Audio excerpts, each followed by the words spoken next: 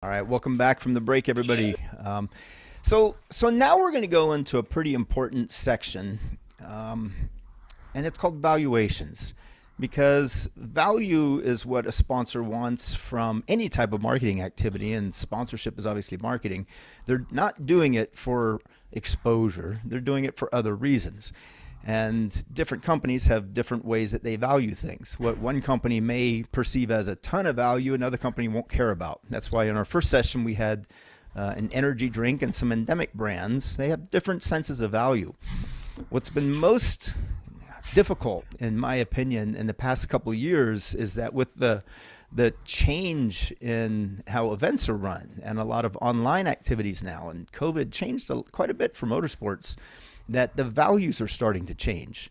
And value now doesn't just come from going to an event and racing and participating in an event and being a brand ambassador.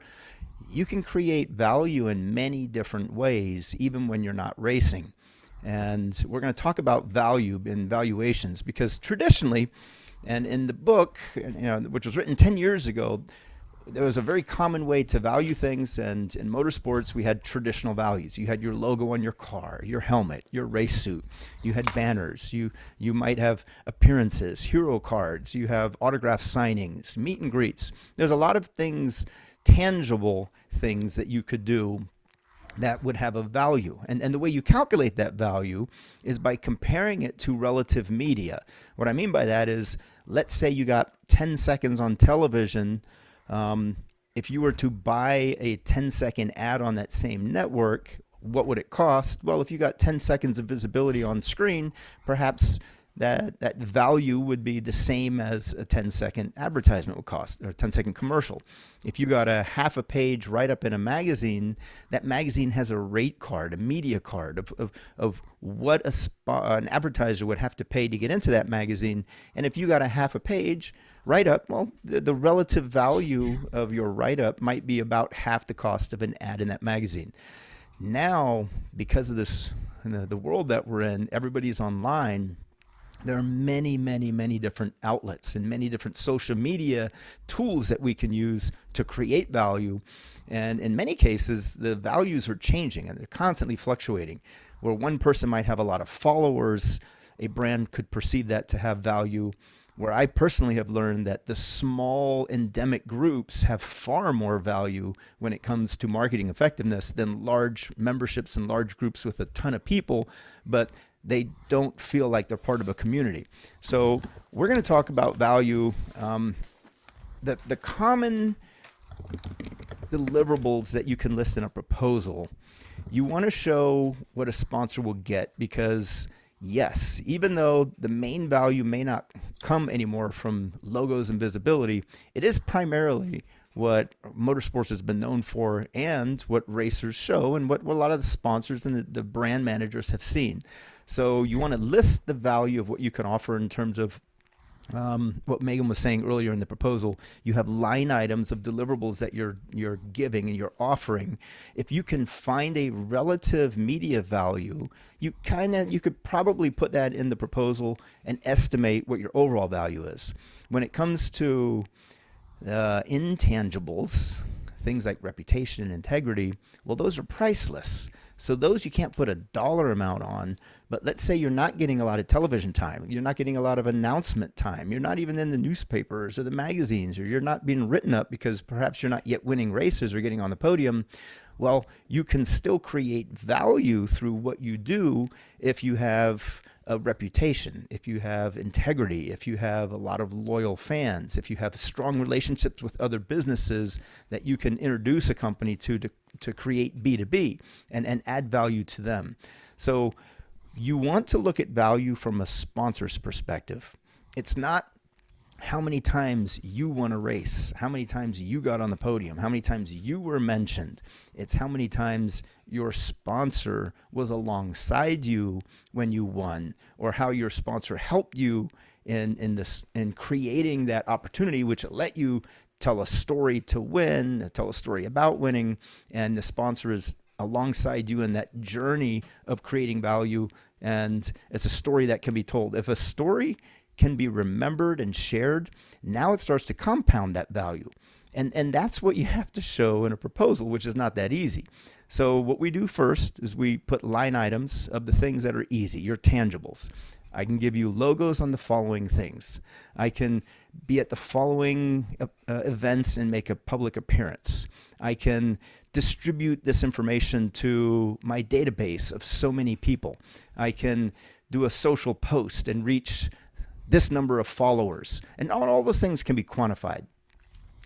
Then the real value comes in to the sponsor of how the sponsor will use what you can do for them through the deliverables that you've listed in order to sell more product or raise their brand equity.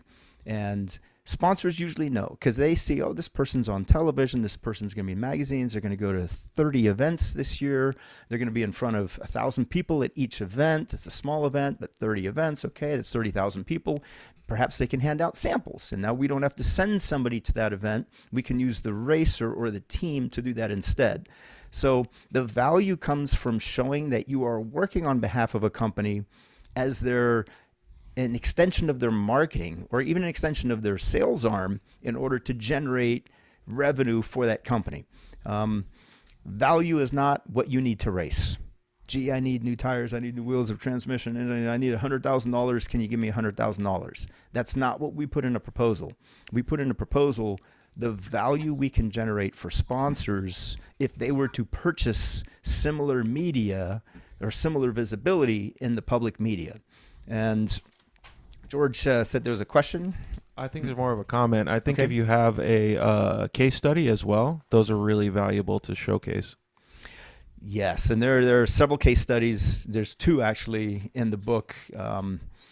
You can't use the numbers anymore like we did back then. When I wrote Motorsports Marketing and Sponsorships, back then you could say every click was worth 5 cents or every impression was worth 2 cents and every visibility was this and that. You could actually put a dollar amount on it and sum it. Things have changed because values have changed.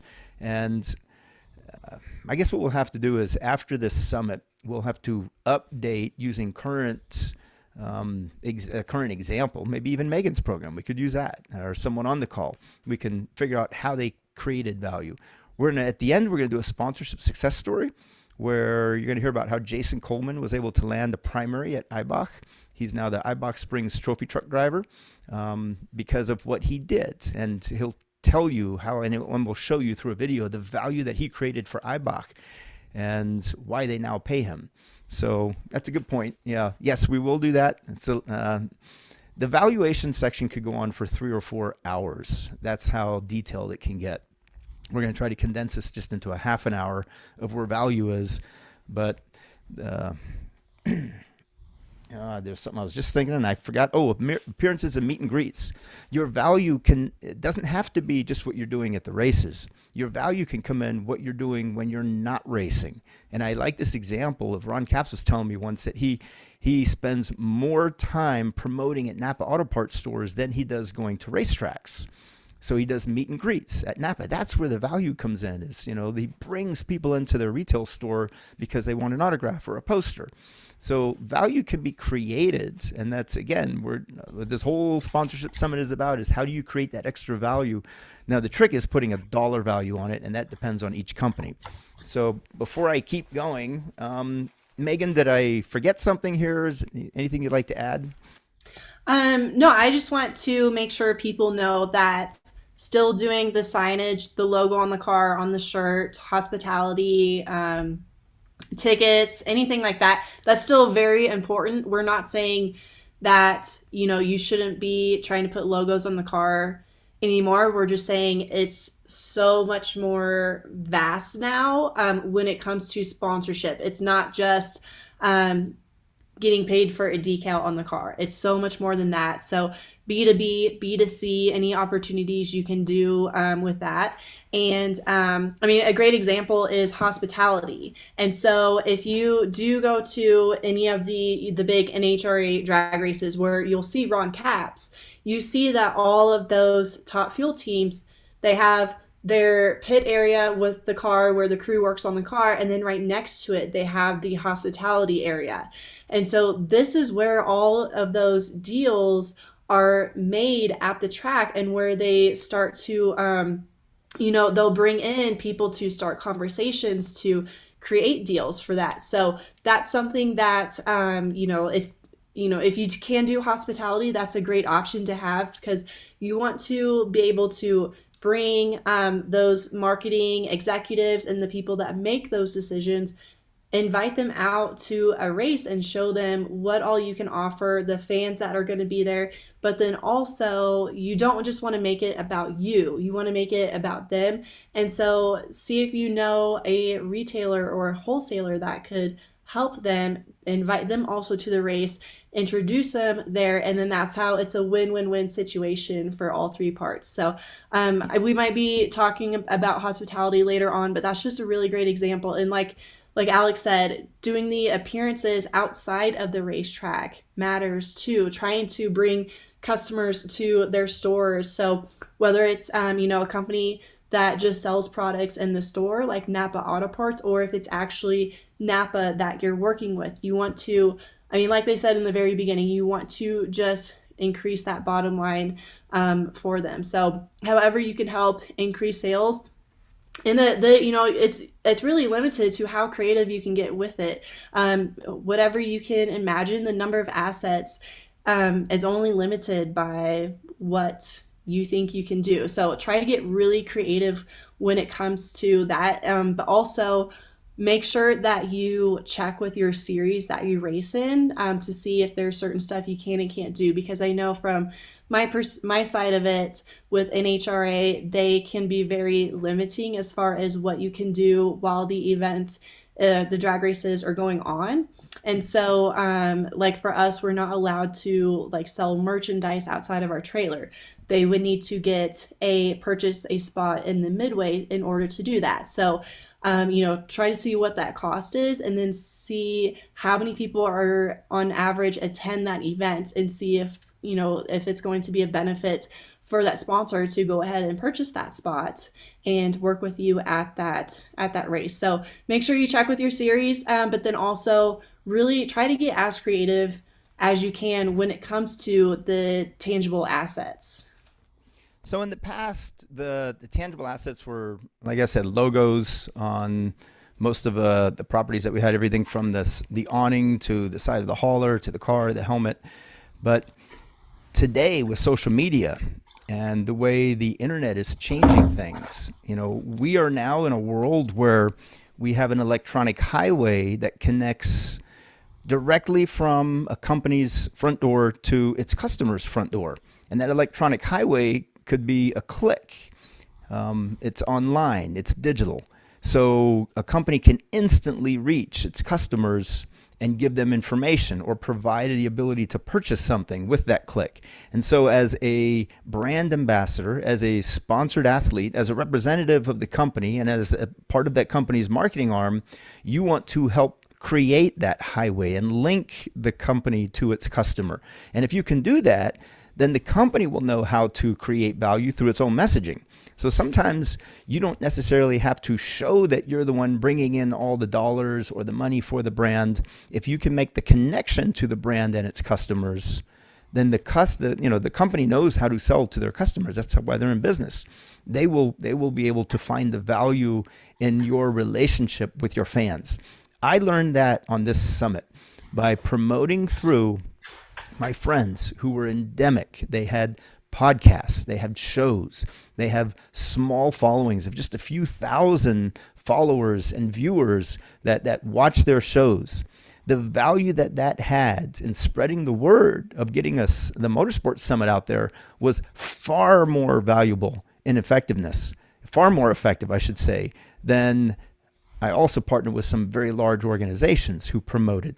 And their promotions didn't end up in the same results as the small endemics. So value comes from hidden pockets of like-minded communities, members that all serve a common cause. And if you can be the brand ambassador within that community to a company that wants to reach that following, you can have a lot of value to them. And that's sort of where the line blurs from tangible to intangible, because tangibly, yes, they may be selling more products, But intangibly, if you're elevating their brand equity, they're now selling those products at a higher price. And so everything starts to bloom. Value can be created in hidden pockets. Like Megan was saying, you can go out and find value and you can create value. What I think I'm going to do, I was thinking about it just now, because although the book is outdated in terms of the dollar values that you can attribute to certain line items, like what's a logo worth, what's an impression worth, what's a magazine ad worth, things like that. I did value those, and there's several chapters on valuations in the book. I will make a PDF file of that, and everybody who's on the call today will get a copy for free. I'm just going to send it out. Please don't share it, but use it for your reference. And don't use the numbers that are in the book, because the numbers have changed. Use the concepts of relative value. And the way you do that is, I'm going to start at the beginning. And I know I said a little bit of this already, but I think it'll make more sense for those who are just joining. And I see some people just joined. If you get a write-up in a magazine, call the magazine and get their rate card, get their media card. And their rate card will show how much an ad would cost in that magazine. Let's say you get some TV time. You can call up the network and you can ask the network for a rate card. If an advertiser wants to place commercials on that TV network, what is it going to cost them? Well, there's a rate card. You can get that. So from that rate card, you can estimate a similar value to the visibility that you get either in the magazine or on television, using the relative value. So if you have similar amount of time on screen and it's a clear logo, it's clearly on the screen, you can show that your sponsors are your partners in that marketing, in that event, and that visibility, then it has value to them. And you can probably use the rate card value very accurately. What you don't want to do is guess or estimate a value based upon what you need or what you think the sponsor has the ability to pay. They know better than that. They're not gonna. Most marketing directors are there because that's what they do for a living, is they create marketing for their brands using a budget to try to sell more product, and they know what works and they know what doesn't work. In the digital world that we live in, value can easily be determined by results, click-throughs and purchases or inquiries. So they can track and monitor your value. One thing that was said earlier was handing out coupons and samples. Eric was talking about how he can determine ROI because if he goes to an event and gives out a bunch of coupons through a race team, there's a code on that coupon, and they can track to see how effective the racer was in distributing those coupons, which then shows up in the sales, and they can track those sales with the coupon code. So value is something sponsors know.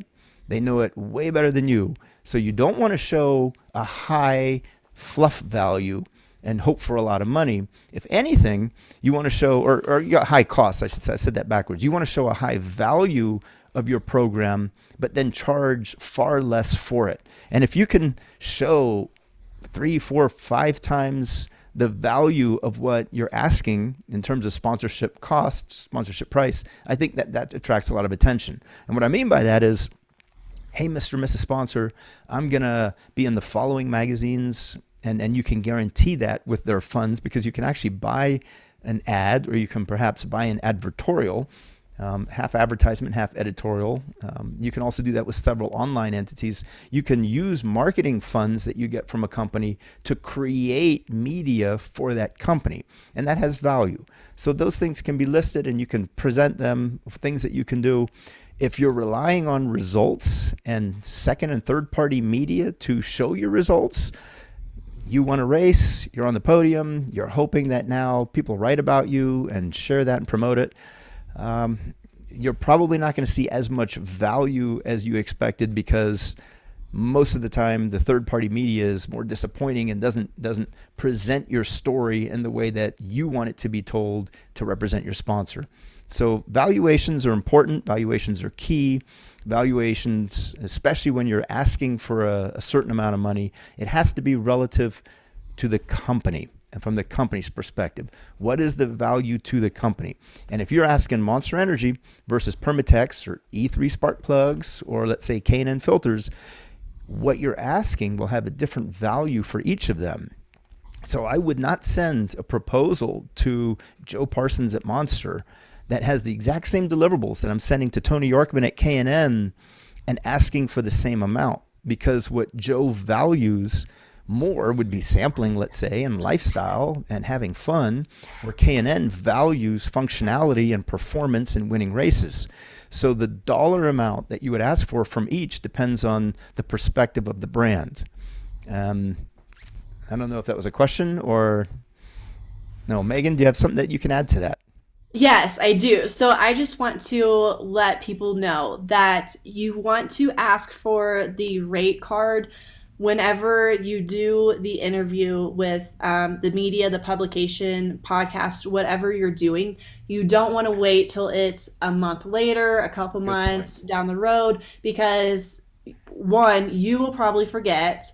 Two, they will probably forget to send it to you, or they might, they've probably done 100 other interviews since then and they forgot who you were. That could happen. So you want to make sure you try to get that rate card before you do it or immediately after you do it. And so that way, then what I like to do is I have a spreadsheet, and I actually use this spreadsheet for my fulfillment report that I send at the end of the year. So in the spreadsheet, I have a column with like the dates, and then I'll have what interviews I've done, or for our entire team, it's not just me, but for our entire team, what interviews or what press, what media have we done, and then have a link to that if it's on the internet, because 9 times out of 10, it's something that you can find online, have a link to it so I can go back and reference it, maybe get a screenshot that I could then include in the fulfillment report, and then have a column for that rate card with the amount, and then also the contact information at that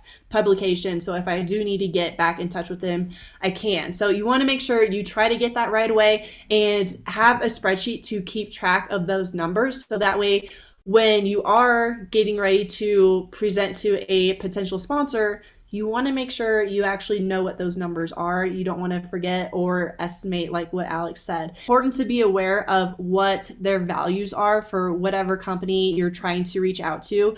You can have, maybe you come up with a list of 100 different assets that you could do. You don't want to use all 100 every single time that you're pitching to a company. You want to sort and pick through, maybe do like 20 of them that you think are going to be a very good fit for that specific company.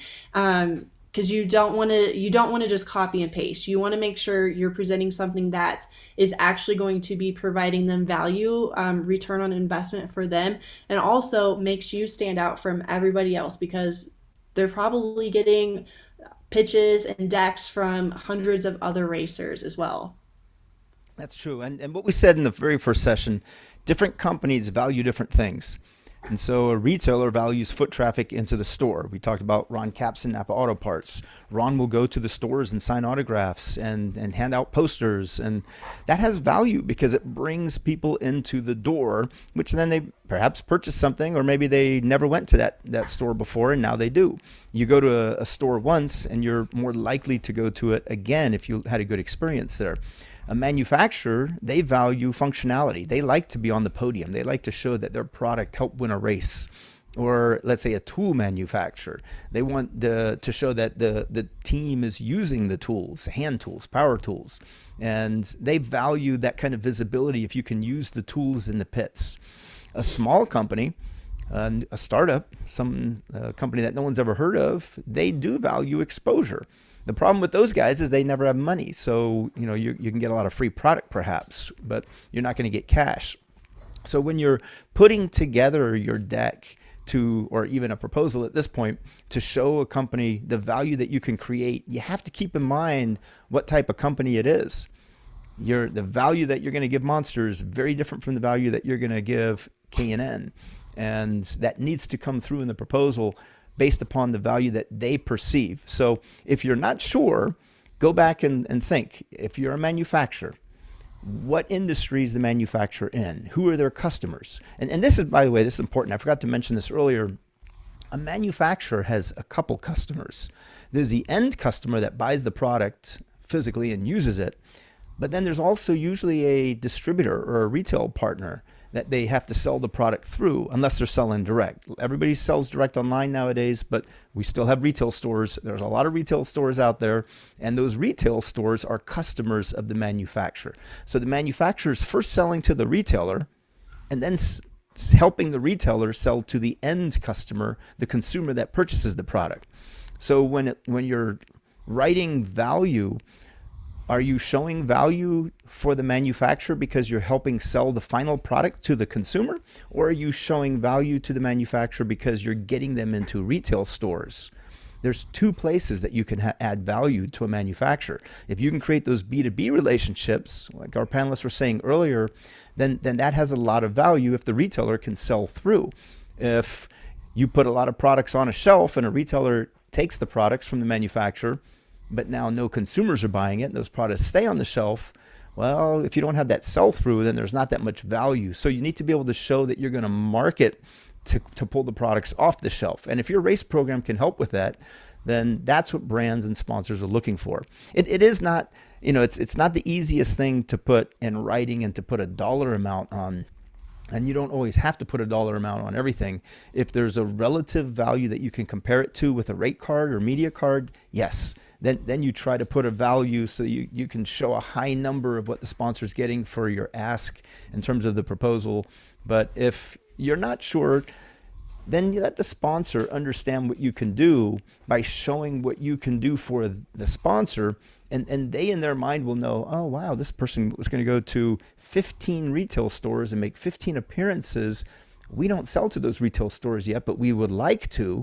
So maybe we'll use this race team to get to know the retailer a little better.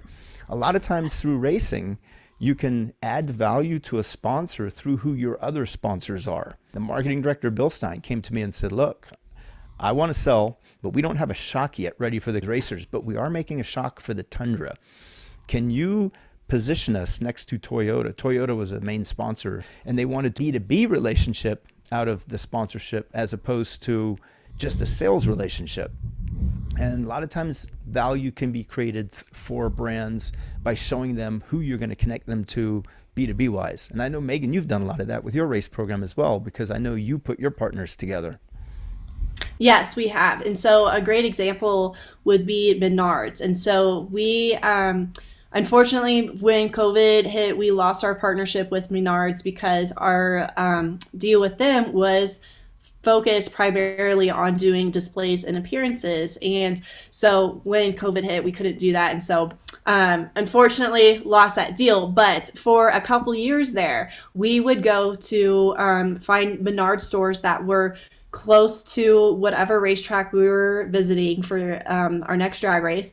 And the day before the race start, we would take the car and go to the store, unload the car, put it right front and center in front of the doors, and give out samples. And so we would then, so we've got the partnership with Menards, but then what samples are we going to hand out? Because Menards sells hundreds of thousands of stuff. So what we did was we actually worked with an agent that would find products that Menards was getting ready to sell in their store. So it could be, anything that they have. And if you don't know what Menards is, they have food products, they do home improvement. They pretty much do a little bit of everything. And so we had the most success with the food and beverage products because it's very easy. Someone can have a little sample when they walk into the store and then love what it was. So we've done anywhere from pretzels to popcorn to an energy drink. And so we would just have a little sample of the food in the cup, and they'd see the car, they want to come take their pictures, get an autograph signing, all that stuff, get a free sample. And then as soon as they walked in the doors in the store, we had a shelf there, like an end cap display of all those products that we were selling. So that way they would just automatically take it and throw it in their shopping cart and then get the rest of their shopping done. And so stuff like that, like very easy, that led to sales, but that was a B2B partnership that we put together. So we could have done something where it was, direct to consumer with that food product that we were working with, but we probably wouldn't have sold that many products because we didn't have a store that we would sell it at. Or if it's something where I would say like I'd have an affiliate link where they could go and buy directly from their website. Probably would not have sold as many products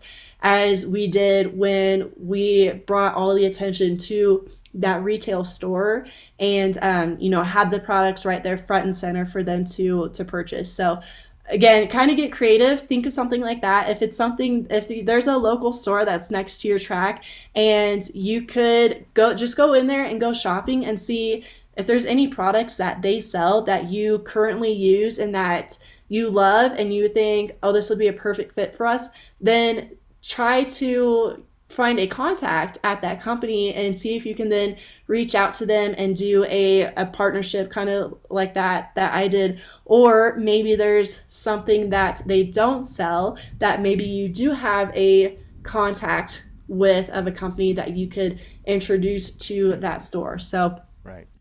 yeah, just try and get creative with it. And right next, yeah, I like that. That's a great example. And actually, let's also cue up Rich Hausman. He might be on here shortly. We're going to talk about value through social media. But right before we do that, if Rich is on, let's get him ready.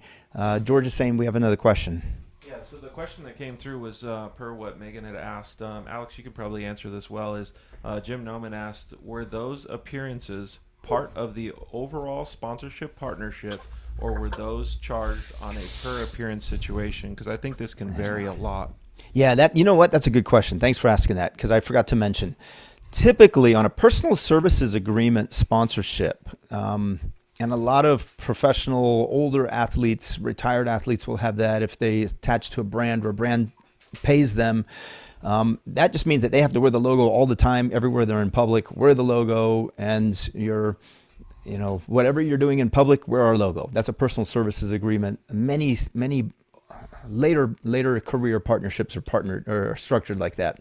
When it comes to racers who are sponsored by brands and the brand wants to make that racer do an appearance or go to an event, usually you'll have several events listed in a proposal that you will agree to go to, and the proposal will state who pays for that, whether that is covered by the cost of the sponsorship or if that's an additional cost. And if it is an additional cost, it means that the racer wasn't aware that he or she was going to go to an event, so there needs to be a notice given as well. You need 30 days notice before you're asked to go attend a corporate retreat, or you get 2 weeks notice before they say you have to go represent at SEMA. So those things will be stated in advance. Many times have I seen where a company later on in the year, halfway through a sponsorship, realizes, oh, there's something that we need our athletes to do for us. And they call the athlete and ask, hey, can you come and do this? Well, then the question mark is who pays for it, and how much do they pay for it? So it's nice when that stuff is stated in advance and part of an agreement, as opposed to, shoot, do I do this and now I'm spending my own money and I wasn't counting on it, or do I not do this and upset the sponsor and perhaps they don't renew? So there is a little bit of navigating that relationship that you have to understand. Can you say no to a sponsor if it's an important meeting and they want you to go to it? I went to a Home Depot employee gathering in the Home Depot corporate parking lot, and right next to me was John Force, and it was a surprise to see John Force literally right next to me promoting his sponsors to go and represent at the same event. We were not in public. This was an event strictly for Home Depot employees, so that Home Depot employees could learn more about brands. So there are a lot of events that sponsors will want you to go to. If the sponsor is using you, make sure in advance that it's specified who pays for it, or perhaps, always have like a 10% budget and allocation, say, 10% of the budget will be used for travel. When that 10% of the budget is hit because those expenses have been met, then we need to either add more or stop all travel. So yes, state that stuff in advance. And I'm not sure if Rich is on yet. Megan, have you ever had an experience where they asked you to go somewhere and you weren't expecting it, and then all of a sudden now you didn't know? Do you upset the sponsor, or do you spend your own money to go to the event? What do you do? Honest, I haven't really had that happen very often. I do always prefer to have it laid out in the proposal. So like example would be SEMA or PRI show. That's a show where we are attending that usually no matter what, just because we want to be there, face to face with everybody and just say hi to our friends and stuff like that. So when a sponsor wants us to, let's say, come and do an autograph signing at their booth at one of the trade shows, even though we do already plan on being there, we want to make sure that we do get compensated for that time, because it is taking away from our plan to maybe, start a potential relationship with another company, or, just renew one with one of our existing sponsors. So, again, like you said, try to have that laid out in the contract. So what I like to do is just say, because maybe when you are signing the contract or creating the proposal, they might not know exactly what those events are that they want you to go to. So you could just say, Megan Meyer will make 5 appearances for this brand, during this year, and then dates and events to be determined. And so that way they can figure that out exactly what, where they want you to show up and stuff like that. So that's kind of what I've done that works for us. Perfect. Thank you.